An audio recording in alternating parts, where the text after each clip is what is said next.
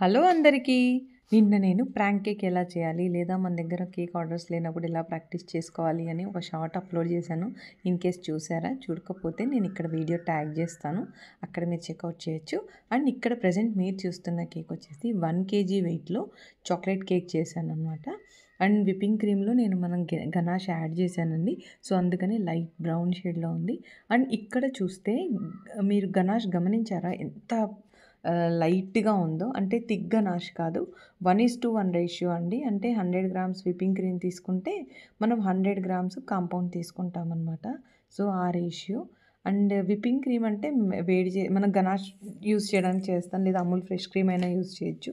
And ఇక్కడ మీరు సైడ్‌కి చూస్తే మన కాంపౌండ్ మనం మనం గ్రేట్ చేసుకొని అది కొద్దిసేపు ఫ్రిడ్జ్‌లో పెట్టిన తర్వాత కొద్దిగా స్టిఫ్ అవుద్ది.